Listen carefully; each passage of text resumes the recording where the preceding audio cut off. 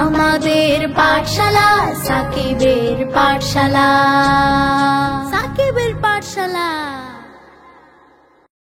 গাছ তুমি বড় হও, তাড়াতাড়ি বড় হও, বড় হও, বড় হও, তরতরিয়ে বড় হও।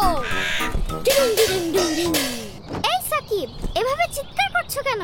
আমি চিৎকার করছি না, গাছকে তাড়াতাড়ি বড় হতে বলছি। আপামনি, ডাক পিওনি চিঠিটা দিয়া গেল। দেখি কার চিঠি? পাবে বিমান। তার মানে এটা বিমানের চিঠি। আমার চিঠি? কে লিখেছে? কি লিখেছে? আমি পড়বো? পড়ো পড়ো। আমরা তোমার মামা চাচা, খালা ফুপু, দাদা দাদি আর নানা নানি তোমার বাড়িতে থাকতে আসছি। হুররে!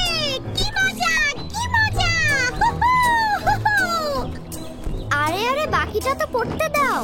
বাঘ আমার মামা, হাতি আমার চাচা, হরিণ আমার খালা, কি মজা কি মজা! ইন্নালিল্লাহ। সরি দাদু, তুমি ঠিক আছো তো? হ্যাঁ হ্যাঁ, আমি ঠিক আছি। এখানে কি শুরু হয়েছে? ঘটনা কি? দাদু, বিমানের নামে চিঠি এসেছে। তার আত্মীয় স্বজনরা আমাদের বাড়িতে থাকতে আসছে। বিমানের আত্মীয় স্বজন মানে? বাঘ আমার মামা, হাতি আমার চাচা, হরিণ আমার খালা, কি মজা কি মজা! সর্বনাশ! এই বাড়িতে বাঘ হাতি আসতেছে, আমি নাই। কিন্তু তারা আমাদের বাড়িতে থাকতে আসছে কেন? বাঘ, হাতি, হরিণ এরা তো থাকে বনে জঙ্গলে। দাঁড়াও, আমি চিঠির বাকি অংশটা পড়ি। গাছ কেটে ফেলা হচ্ছে দেখে আমাদের বন জঙ্গল কমে যাচ্ছে, তাই আমাদের থাকার জায়গা ধ্বংস হয়ে যাচ্ছে। ওরে বোকার দল, তোরা কি জানিস না যে বিনা প্রয়োজনে গাছ কাটবে তার অনেক গুনাহ হবে? গাছ আমাদের ছায়া দেয়, ফল দেয়, ফুল দেয়, অক্সিজেন দেয়।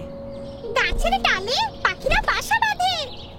আমাদের নবীজি বলেছেন, কারো রোপণ করা গাছ থেকে মানুষ বা পশু পাখি যতদিন উপকার পাবে ততদিন ওই ব্যক্তি সওয়াব পেতেই থাকবে।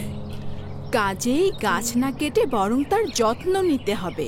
বিমান, তুমিও তোমার মামা চাচাদের একটা চিঠি লিখে দাও। বলো যে আমরা এখন থেকে সবাইকে গাছ কাটতে বারণ করে দেব। আচ্ছা আচ্ছা। এক মিনিট। দাদু ভাই, এসব কি? আমি টর্চ দিয়ে গাছকে আলো দিব, হাত পাখা দিয়ে বাতাস দিব, আর এই বালতি থেকে পানি দিব।